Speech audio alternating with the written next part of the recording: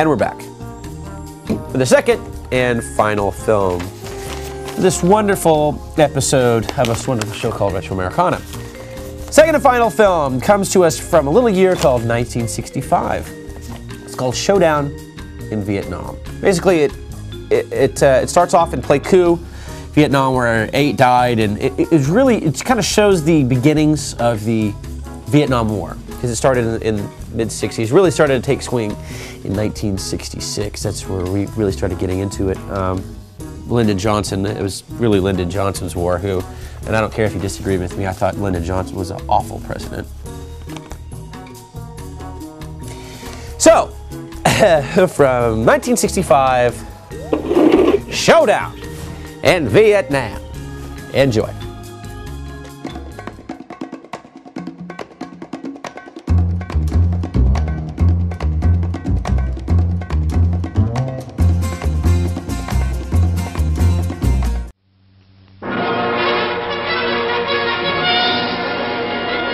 This is Pleiku, 250 miles north of Saigon, the air base that was ripped by Vietnamese communist guerrillas.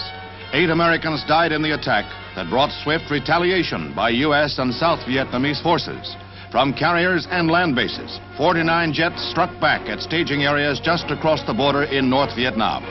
The Red Guerrillas were able to slip by Vietnamese guards in the middle of the night raid and lob mortar shells into the area, while hand-carried bombs were placed under aircraft and against barrack walls. Why security was so lax is the object of 2 investigations, although some officers say full protection against such attacks is impossible in this jungle war. There is mute evidence of the toll the guerrillas took here.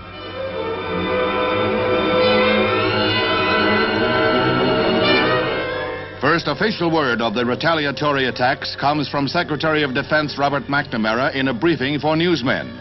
The map shows the relative position of 3 carriers attached to the 7th Fleet, as well as the 3 U.S. bases that were hit by the Viet Cong.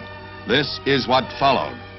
Immediately following the attack, U.S. representatives in Saigon met with representatives of the South Vietnamese government. They jointly agreed that joint retaliatory action was required. The President's approval of this action was given after the action was discussed with and recommended by the National Security Council at a meeting held between 7:45 p.m. and 9 p.m. last night.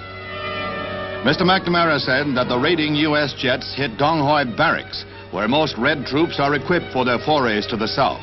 In the first raid, land-based planes were forced back by the weather, but the carrier jets completed their strike with the loss of 1 American plane. Later, photo reconnaissance flights proved that much of the staging area had been completely destroyed. The confrontation between the Reds and the West was the most critical since the Gulf of Tonkin incident last summer, when the U.S. replied just as swiftly to North Vietnam PT boat attacks.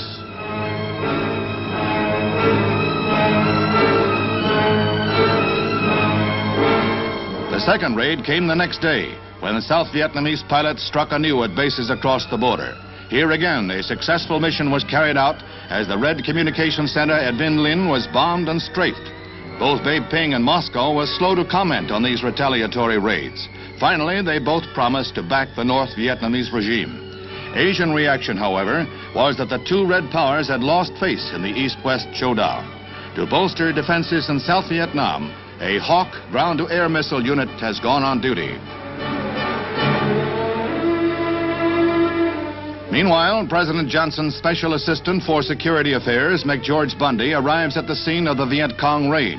He was in Vietnam on a mission for the President when the attacks took place, and he holds a battlefront conference with Lieutenant General Con before returning to Washington. While he conferred with Vietnamese officials, the National Security Council was meeting in Washington. It was these meetings that brought the swift decision to strike back at the Viet Cong, to re-emphasize our resolve to continue to defend the cause of freedom in Southeast Asia. Before leaving for home, Mr. Bundy flew to the 8th Field Hospital to visit the men wounded in the guerrilla attack.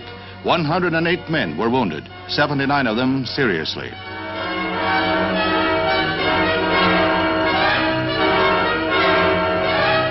Mr. Bundy was to say later that he found morale high among the men, a factor that the President says our enemies always underestimate.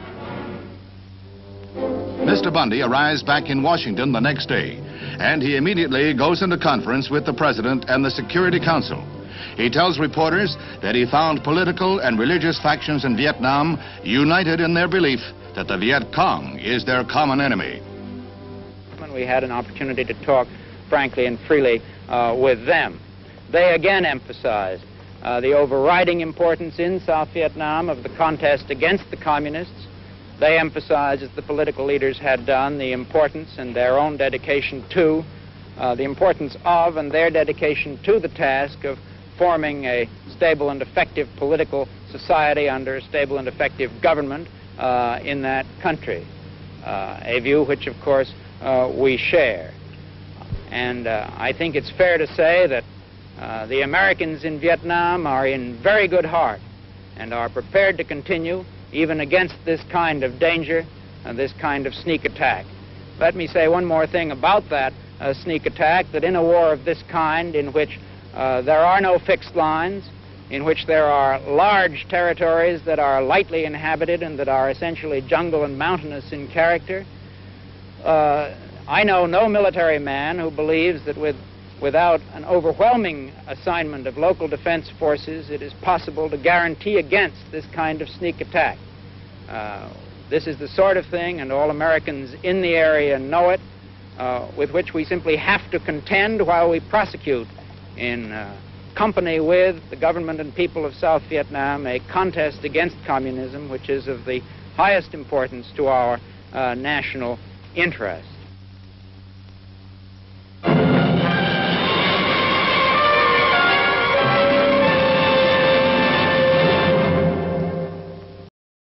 And we're back. We're back. Artifact time, kiddos. These, this was I guess it was a magazine. I guess it was given, it was, you know, you got it like a magazine. You got one every month. It's called American Heritage. This particular edition was from October 1959. It belonged to my great-grandmother, Viola Scott, and you can, she wrote her name in all of these. I don't know, old people, they were funny, funny crew. These, it's not paperback, it's like a book. And it just really goes to show that, you know, this is back in a day that when America, I mean, really made stuff to last. I mean, you know, made cars out of metal. Remember when cars were made out of metal? Now they're made out of, like, you know, plastic and glue.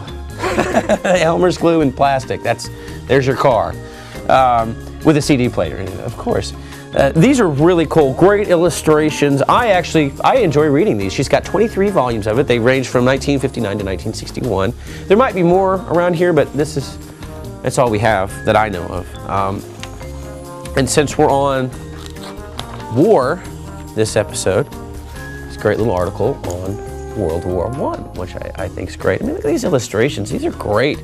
They're well put together. I mean, this book is, you know, this is 50 years old, and it's just still in great condition. Of course, you know, we've taken good care of it, but I just think these are, I don't know, super cool. See, I can do that, and they're fine. It's good. It's okay. It's okay. If you have an artifact or want to be on the show with your artifact, give me a call at the station, 458-2288, or you can email me at jscott@intv.me. Before I let you go, this is our very own Kristen Tilley's first, her directorial debut, first episode doing anything. Oh, yeah, round of applause. Yeah, thank you. All right, until next Monday at 11:30 a.m. with a brand new episode, I'm Jeremy Scott, and you're watching Retro Americana. We'll see you next week, kids.